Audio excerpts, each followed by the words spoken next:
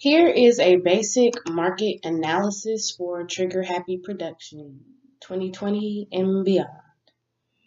All right, so we have 6 major demographics that we're trying to reach simply because they naturally gravitate towards us. And if we get all 6 of these, we will get all of the spectrum.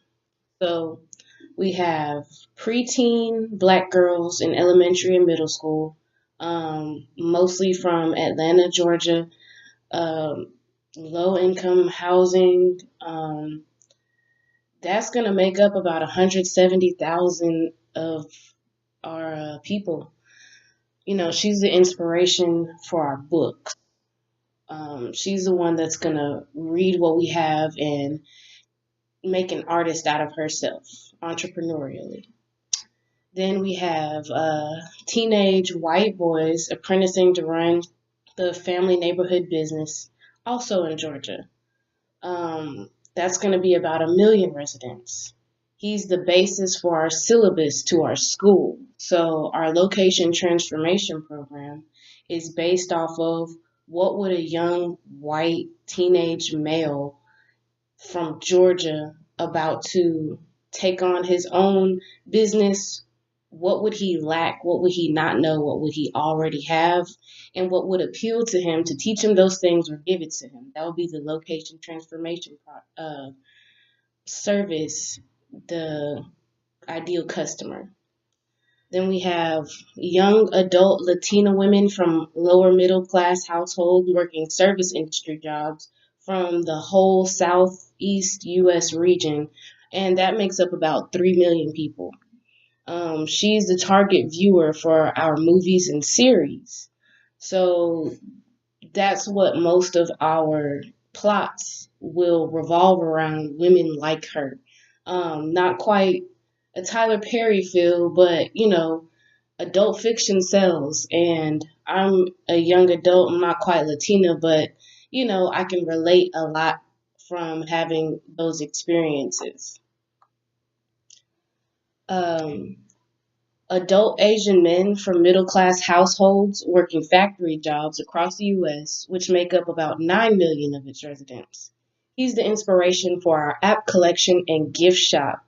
Obviously, the Ink Tank app is amazing and it's full of wonderful ways to share your art. So, you know, this isn't just limited to people that look like me. This is people that look nothing like me, that's never heard of me, that's never heard of people like me, that's gonna be using this app across the world. So that's our target market, is him. Um, Middle-aged Afro-Caribbean women working traditional 9 to 5 office jobs in the continent, the whole continent of North America, that makes up about 4 million of its residents. She's the main inspiration for our community service events and fundraisers. Middle-aged black women, especially Afro-Caribbean women, love community service because I don't know why. Maybe that's their heritage, or by the time, they're that age, they have their own money to pour back into the community. They're independent, they're entrepreneurial, but that's who we're appealing to for the Kickstarter project. So. Also, the upper class Middle Eastern businessmen across the globe, which make up about 10 million of its population. He's the main source of inspiration for our music production.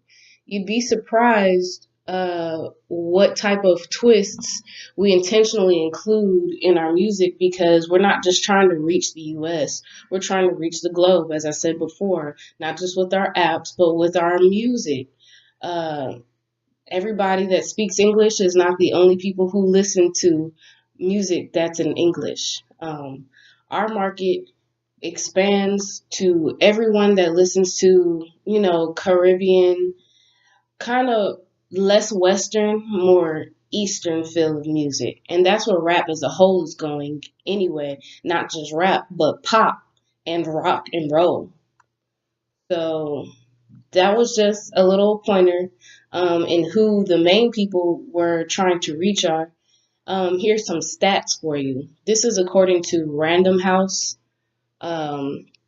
Most books that are purchased are paperback, followed by hardcover and ebooks, and they're almost half of the books are bought over e-commerce, that's online shopping. Most of them are adult fiction. Right in the middle, you have adult nonfiction in the middle of all the genres. So we're working towards getting some adult fiction going. My personal niche is adult nonfiction because they're all reference books, but we're getting there. We're getting there.